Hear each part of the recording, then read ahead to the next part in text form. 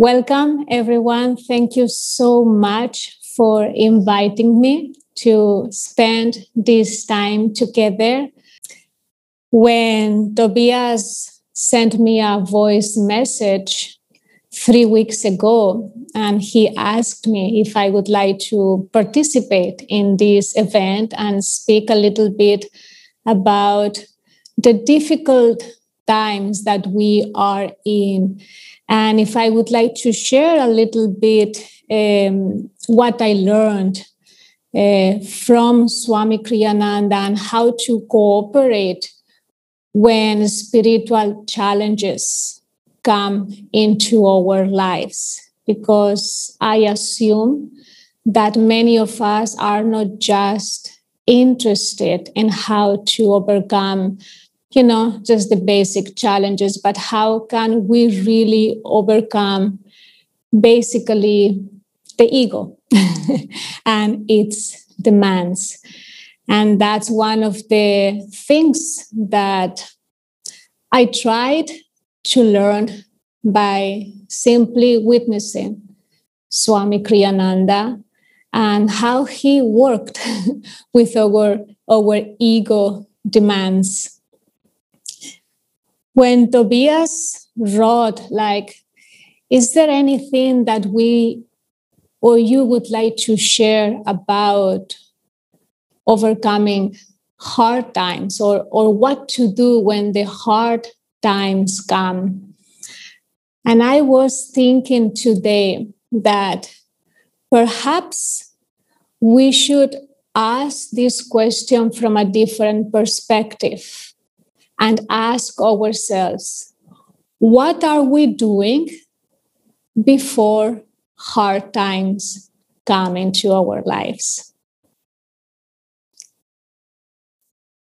Because it's not so much that we are waiting a challenge to come into our lives, to start practicing specific techniques, specific things in order to overcome obstacles.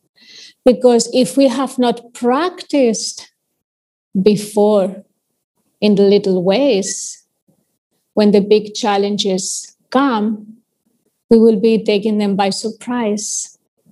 So the question that we have to ask ourselves is, what do we need to start doing now?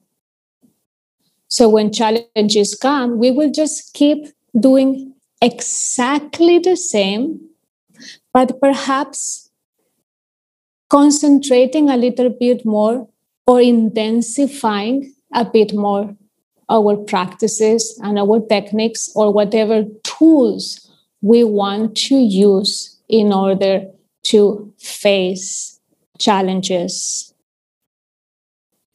I don't know if you have heard this before, but Yoganandas said that the repetitive actions make habits. So we need to start developing the habit of living our daily lives in such a way that when a challenge comes, we don't perceive it as a challenge anymore, because we just go about it in the same way we did in the previous day. So it's very important for us to start concentrating in those particular attitudes and qualities that will help us overcome our daily tendencies that are not so in tune with a higher reality. And this is really what I learned by serving and being around Swami Kriyananda. He was preparing me for the hard times. And even though to me, it felt just being in his presence daily, I had to overcome always something. There was always a challenge in front of me that required greater energy, greater awareness, greater surrender, greater acceptance of my own limitations. But that was only a training. The real challenges started when he left, when he left the body. And many of us, as many of you, there comes a point in your life when we need to start practicing all that we have learned.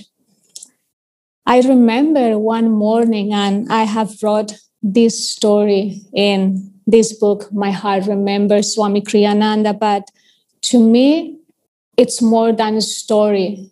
It was a life lesson that until this day, when I find myself going into that direction and I know I shouldn't, that story comes into my mind like an alert, like that red bulb blanging, SOS, like, no, change your thoughts. And this story is Swami Kriyananda, as you know, was a very, very busy man who accomplished many things, especially towards the end of his life, when he felt that his time of serving his guru Yogananda was becoming shorter and shorter and shorter, and he felt the urge to do as much as he could in those last few years. He started attracting many big projects. Certain people came into his life that it was very important for him to meet before he left his body. Many things he had to resolve. Many countries he had to visit because he wanted to meet you all. Movies that he wanted to make. Books that still felt Master was waiting for him to finish before this incarnation was ended. So Swamiji was in that flow of energy of big speed. He had to accomplish as much as he could in those very few years. So his life was very busy, very demanding. All of us around him, young people, were with our tongue always running behind him. He was in his 80s and he had a tremendous amount of energy. So in this particular period was very, very intense. And I remember I had a very hard time to catch up with his level of energy. He lived, as many of you know, he lived in a very high state of consciousness. I like to call it super consciousness. That's where he lived. And if you wanted to be in his presence, that's where you had to be as well. So just keeping yourself uplifted required your entire being. Add to that you had to be in his presence for 24/7 hours. So yes, it was very demanding, and I had to train myself daily. So I remember one morning, Swamiji at some point also was struggling with insomnia. So he kept himself very busy, but at night he couldn't sleep. So he kept himself awake, which meant he also needed me around. So we practically slept for those months, I think 1 or 2 hours maximum for weeks. And that went on and on and on. And I remember that after a couple of days, it was very taxing for me. And I was feeling it. I was just feeling that I wasn't able to catch up energetically where he was. I did my best, but it was very hard. So I remember one morning that I went to his room and I was helping him to get dressed. And I found myself sneezing. I just sneezing one time. And then again, I sneezed again. So 2 or 3 times I sneezed. And I thought to myself, which I feel a little bit embarrassed, but it's true. I had this thought like, wow, I'm sneezing here. Perhaps I might be catching a cold, or perhaps I'm not feeling well. Ooh, well, this is great, because if I'm getting sick, I cannot be around Swamiji, which means I can go back to my room and I can sleep and I can just rest. This was a couple of seconds that I literally was thinking that in front of Swamiji, which again, I don't feel very proud of having these thoughts, but I was at the limit of how I was trying to keep up with him.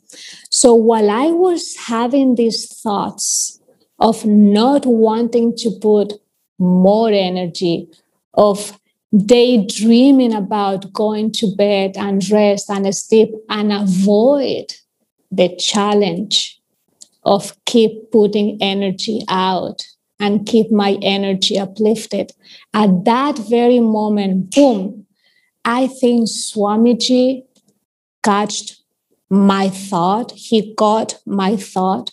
And he very strongly said, can't you just use your willpower? Just like that. It struck me because he said it with such force. Because to me, I was only sneezing. Why he was replying to me with that force, with that question to my sneeze? He was reading my thoughts. Can't you just use your willpower?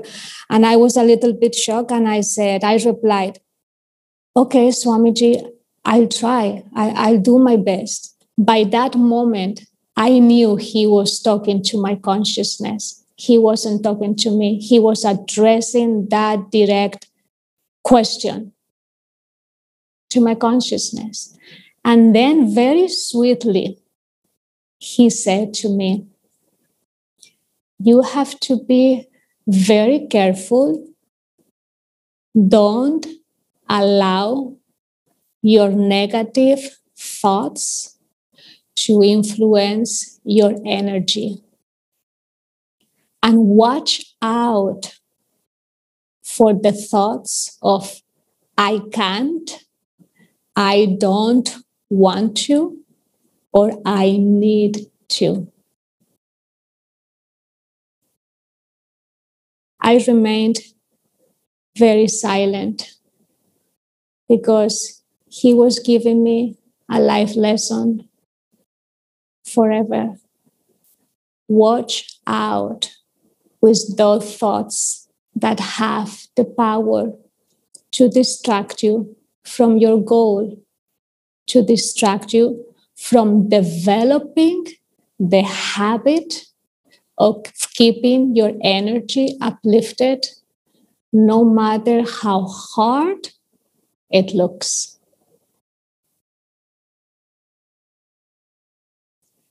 And until this day, I try to live by that principle. Every time I find myself with any resistance towards a project, towards a particular problem, resistance even to face it from its highest, resistance to a particular difficult, demanding person in my life, resistance to waking up early in the morning, resistance to practice the energization exercises. Whatever resistance we may find ourselves fighting against, watch out for those thoughts because they are powerful. So if there is anything that we can practice, especially in hard times, in times of challenge, in times where life demands from us growth, I would say, how much more energy can you put out? And that would be a very good practical way to change the entire circumstance that you are in. I remember Swamiji once telling me, protect yourself by serving others, by giving, which is by putting energy out. And for each one of us, that energy out will be very different, very unique. We have different lifestyles, we have different dharmas, we have different responsibilities. But go through your life, through your daily life. What are those moments that you find yourself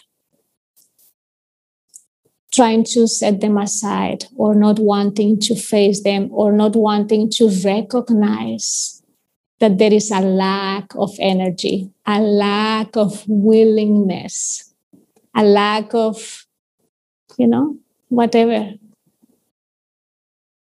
Because if we start developing the habit of just putting energy out, when a hard time comes, it's just really, we won't be able even to perceive it as a hard time.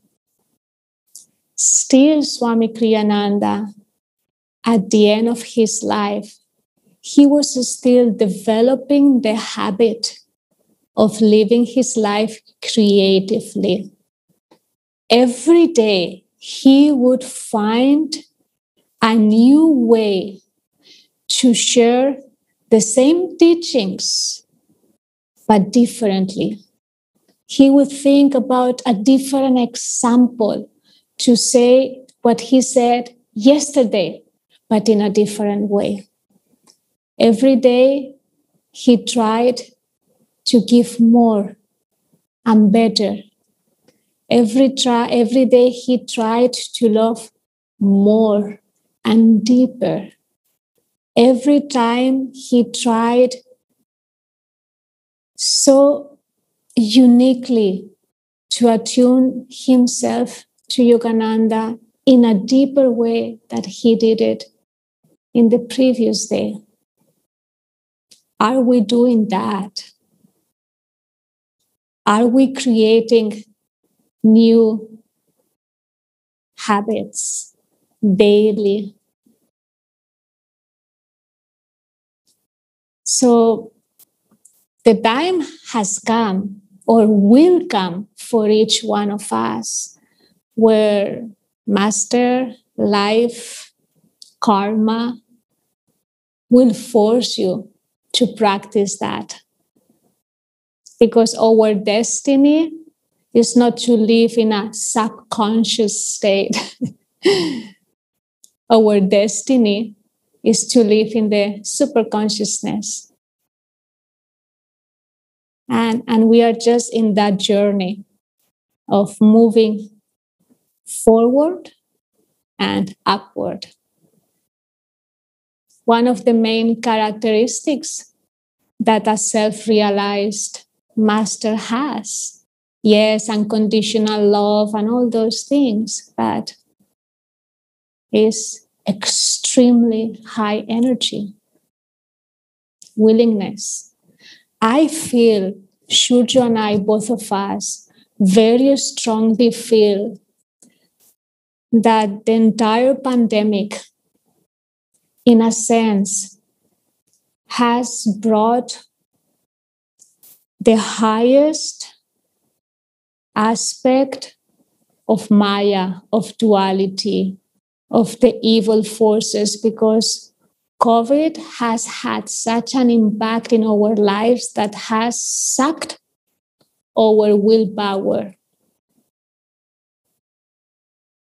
It has made us, put us in a state where we didn't have to put so much energy anymore. Everything could be done from home. Very little energy. And I think we need to fight that against. We need to fight that energy that has come in the form of a pandemic to reduce our willpower and our energy. It's a real thing. It's a real force. Yogananda called that the monster, the unwillingness is a monster that takes over us and prevent us from doing things that we should be doing. I'm talking to you assuming that you have real interest in a spiritual growth. So I'm taking the liberty of being a little bit more strongly addressing the importance of willpower. Because if we want to start seeing drastic and permanent changes in our lives, if we want to start changing our karma, it's going to require more than just listening or watching certain things if we are not making an impact in our consciousness. And that's one of the things that I think that's one of Swami Kriyananda's greatest legacy to each one of us. Whenever I think, and I keep telling this to my brothers and sisters, our family here in India, Swamiji came to India when he was 80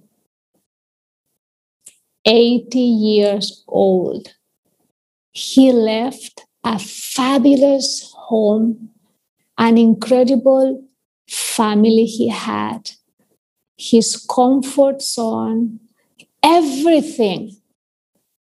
And he came to a completely different country where the weather conditions were very challenging. They were threatening. It was threatening his life.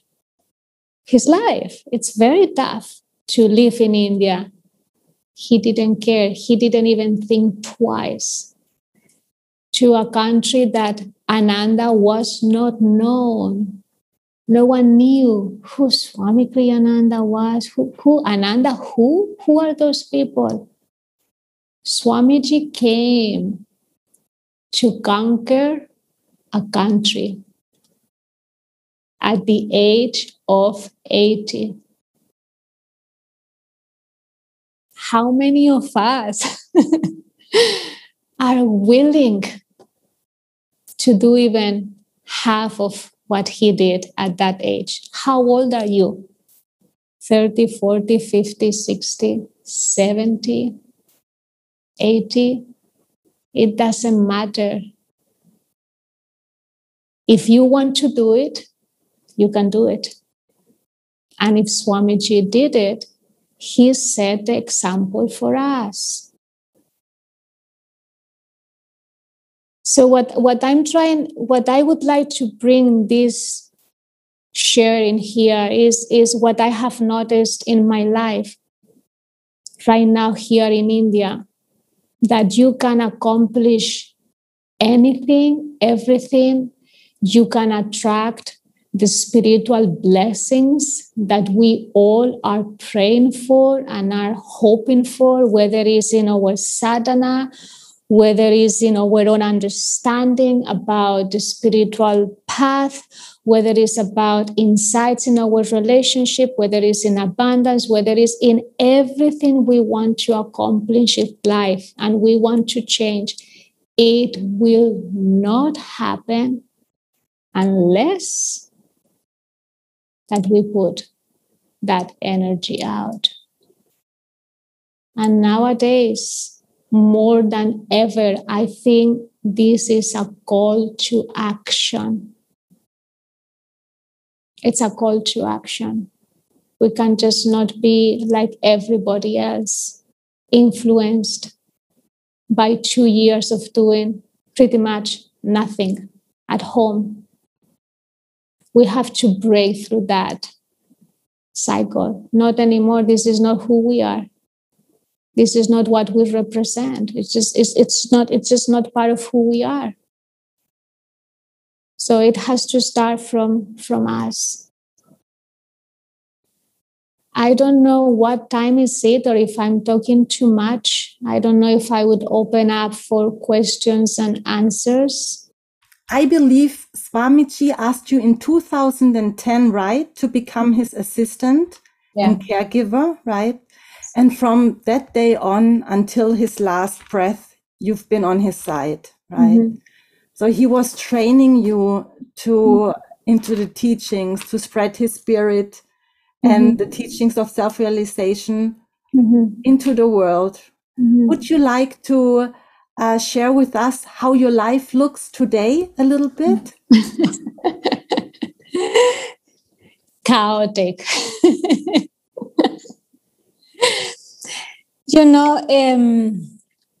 It's so interesting because I liked how you said it, even though perhaps you didn't say it consciously, but when you said how he trained many of us and shared the spirit, because I feel that's one of the things that Swamiji transferred me the most. And that's how I learned and continue to learn, on the spiritual path.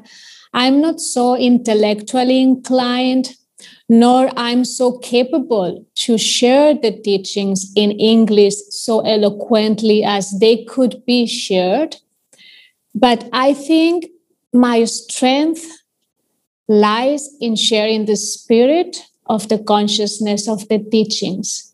And that's something that each one of us need to find a way to do it as well.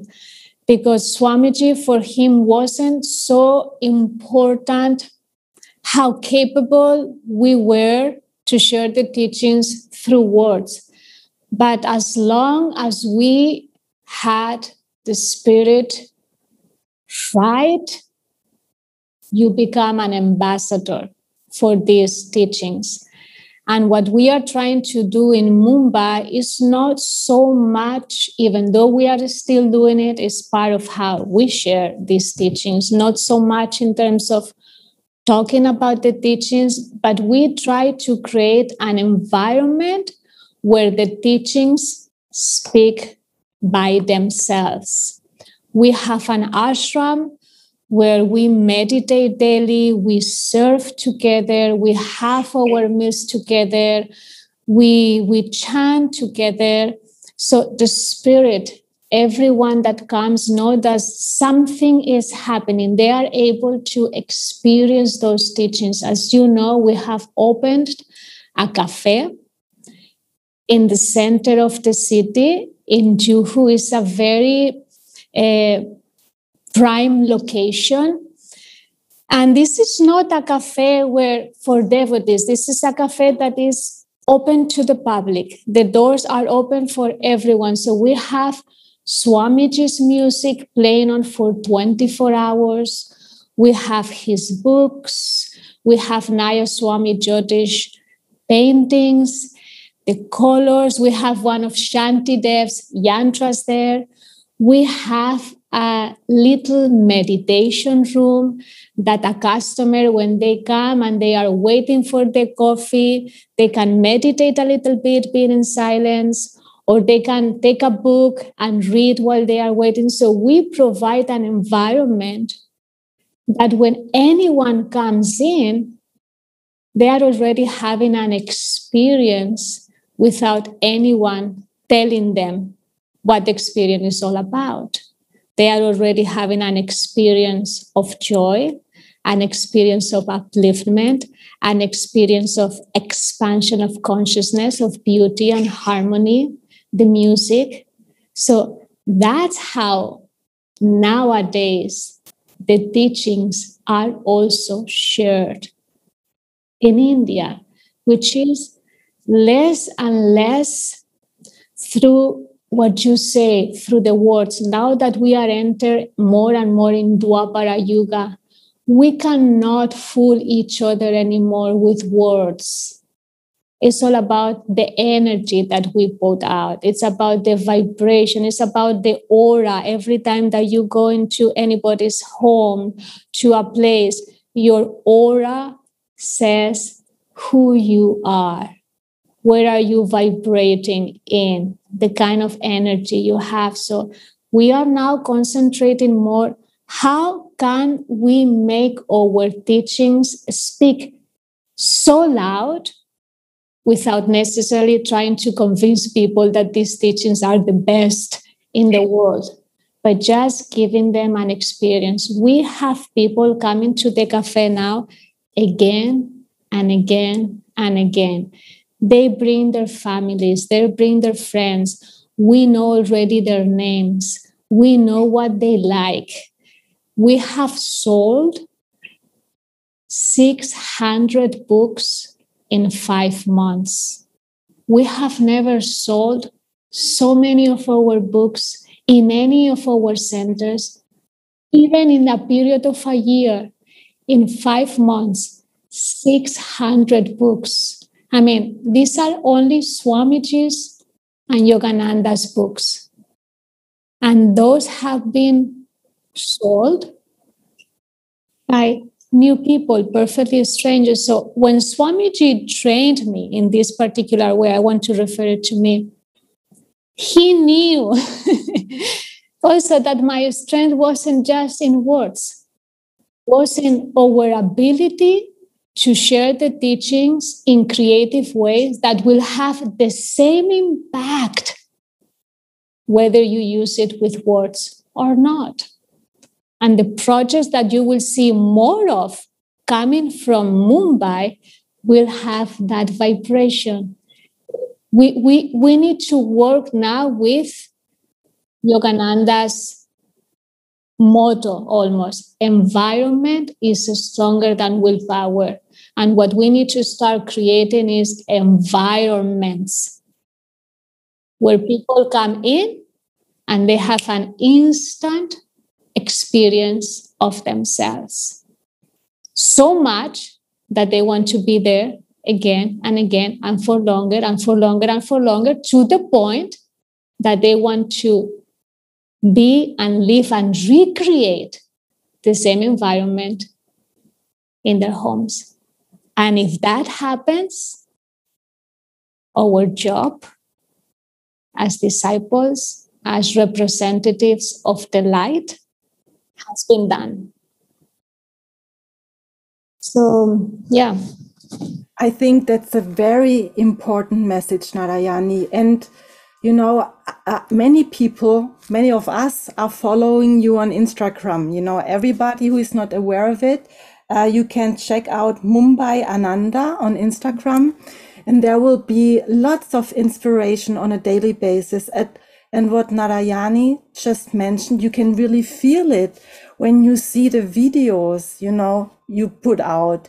There's so much inspiration, so much love. It's just amazing. Every day I watch it and I think, how beautiful. And it's not always so important, as you said, to find the right words. You know, the heart is much more important and what you transport through it. And you're doing an excellent job in Mumbai, really. And I see there is a question. In fact, Draupadi has a question. So Draupadi, you can unmute yourself if you like and ask the question yourself. Yeah, thank you, Karila. You're welcome. Thank you, Narayani. I'm also following you very closely, what's happening in Ananda, Mumbai. And I'm also panting just looking at the breadth of things that you guys are doing there. I'm just taking a phrase from Jesus, who said, the spirit is willing, but the flesh is weak. So I think those of us who are on the spiritual path, I think we really want to be there in super consciousness, but our body just doesn't follow. Maybe it's just the ego which is resisting, I don't know, but personally, I feel I'm always like in the morning, especially battling, against this and trying to be up, awake and ready. But it's not always easy. So I don't know what advice you have for that. Well, I think first of all, we just need to accept wherever we are and whatever, our body is and the circumstances. But I think you can find a way to see the beauty of where you are at right now. I remember this story of Master telling to one disciple telling Yogananda, but Master, what will happen when you are not anymore with us? Will we always able to feel your presence? And Yogananda replied, I'm not always with you. And I think in your case, perhaps it might not be so important what you do outwardly, and don't measure your spiritual growth of how many things you can do with your body, but where your mind is, because that's the real the quality of our thoughts in the midst of the difficult situation. It's not what we are able to accomplish outwardly. That's not how spiritual growth can be measured. It's about where your consciousness is, even when your body can't move. And I think if you concentrate more on the quality of your thoughts, while your body is not at its best, I think you are already moving in the right direction. Because perhaps in your case, you need to put your willingness more at a mental level and not so much at a physical level.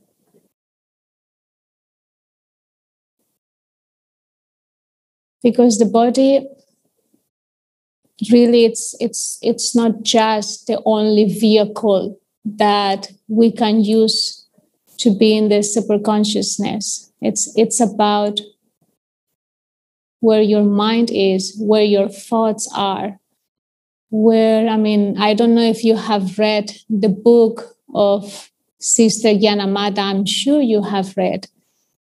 She was one of Yogananda's most advanced woman disciples.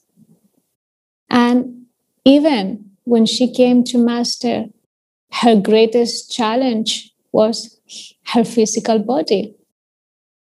And Master kept her in that state with her body, struggling with her body until the last day of her life. Master himself allowed that. There was a reason, but her enlightenment, her greatness, her perfect attunement with Yogananda never came for the things she accomplished outwardly with her body, because she was hardly capable to do many things. But this is the state of awareness and consciousness she achieved in spite of her physical challenges. So why don't you concentrate more on your level of mental energy and less about the body? And when you find your body in pain, go at the heart of the pain, at the heart of that discomfort, and try to tune into underneath that pain, the joy behind it. Because if you are able to transmute pain into joy, I think you are pretty much there. So I don't know if this would be helpful for you. I'm sure you are finding your own ways, but I don't see in you, Drupadi, your physical problem as an obstacle for a greater attunement and trying to be in the super consciousness just by the quality of your thoughts and the direction you are taking those thoughts towards. Yeah, thank you. Very helpful. I have a question for the children, Narayani. Okay. I work in schools and there are so many trouble after 2 years with mask in the school. What do you have an idea for the children, maybe for I want to help them with special classes, but maybe you have a special idea for them. I don't know if I'm the right person to ask. Perhaps Kabir, Aryavan, or those who are now directly working with kids and finding the same problem of the mask. More than the mask, I have also noticed that they have become so interiorized, almost they feel uncomfortable socializing with one another. And that's a little bit scary, because children usually are so spontaneous, so carefree, so unafraid to interact with one another. And yes, and unfortunately, the last 2 years have created an impact in them. I think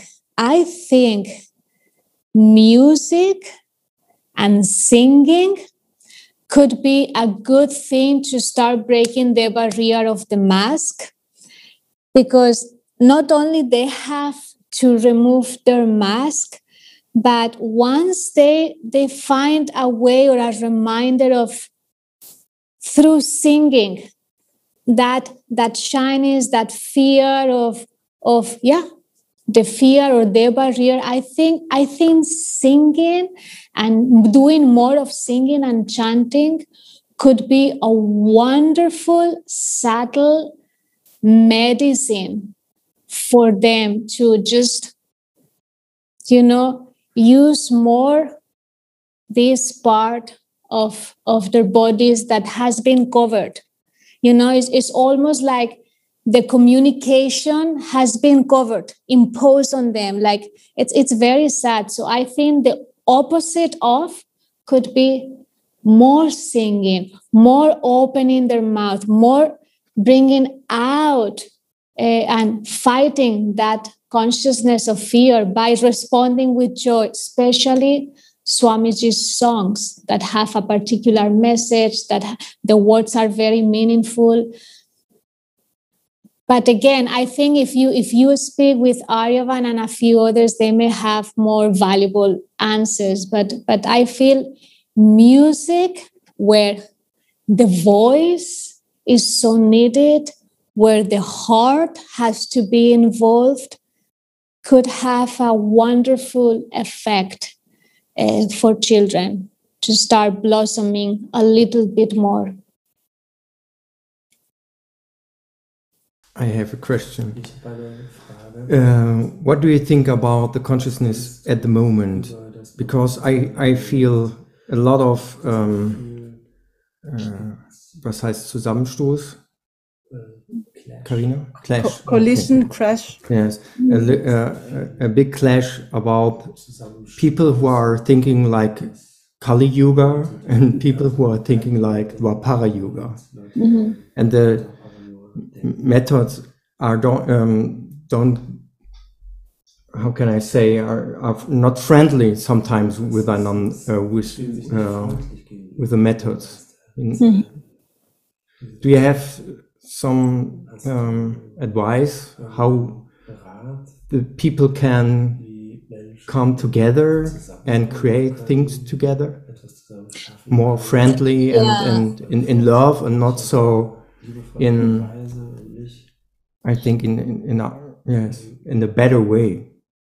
I mean, I think duality will always need to exist, whether it's between Kali Yuga and Dwapara Yuga, this or that, up and down, heat and cold. I mean, it's just part of how the world keeps itself balanced through duality. So we will always be in living between opposites. It's just part of how this world is made. So one thing is just to recognize that this will always be there in one way or another. It is there also in religion, extremes and opposites. But I feel that the responsibility always falls to those who are more aware of the need to unite. So if you are more aware of the other person, of the importance of unity, or trying to approach in a kinder way, not so judgmental, not so defensive, or not so protective of what you believe on, it will be your responsibility to take that step, because it won't come from those who are not aware of the need of. And people from Kali Yuga, if they are still there with that mentality, they are not yet aware of that need, but you are. So whenever you find yourself with a person in a situation that is more contractive than your own consciousness, and you are aware of that, it will always, always be our responsibility to approach them in the best way we can. And it will be up to you to decide how to go about it. But you won't find a way to unite these two consciousness by explaining to a Kali Yuga person about Dwapara Yuga, because they won't be able to understand where you are, but you will be able to understand them. So it will be your responsibility to let them feel that just by your own behavior, by your own consciousness, by your own respect, that's where they are heading towards. It's very difficult to force people who are in a lower state to bring them up to where we are. I mean, it's just, you cannot force a kindergarten, to learn, multiplications, because no matter how well you explain to a 3-year-old mathematics and multiplication, he won't get it until he is, in 11th grade or 10th grade. We just can't. I mean, even the masters can't impose on us, hey guys, you should be already in samadhi. We can't even understand yet. So in a sense, we too, in relation to the masters, are in Kali Yuga. Because where they are, it's just that their compassion, their understanding, and their knowing that eventually we will also get it. It's just part of how the soul evolution is made by God. It's just like, yeah, there is Kali Yuga people and people who believe in vaccines, people who don't, people who believe in this. It's just part of the duality. I think our job as children of the light, as disciples of Yogananda or your own guru, or, as warriors of the light, we should, again, coming back to the little lecture that I was sharing, just to concentrate on putting out such an incredible, amazing, uplifting energy that can have such impact to those who are still a little bit in Kali Yuga, will uplift themselves. I mean, there is a quote of Yogananda that says, even just a positive thought has a huge impact in the universe. Just one positive thought of one person has the power to uplift the universe. So I think that could be something that we can concentrate more on. If we want to bring people who are in Kali Yuga and create bridges, it will start by us keep putting that uplifting energy into the ether. And people from Kali Yuga are also necessary. We need them. You see, we need evil. We need lower consciousness. We need our own inner demons to fight. I mean, we need them. If we don't have people to fight against, we will never become stronger. So it's part of the movie. That's what makes this movie so interesting. It's not boring. It's very entertaining.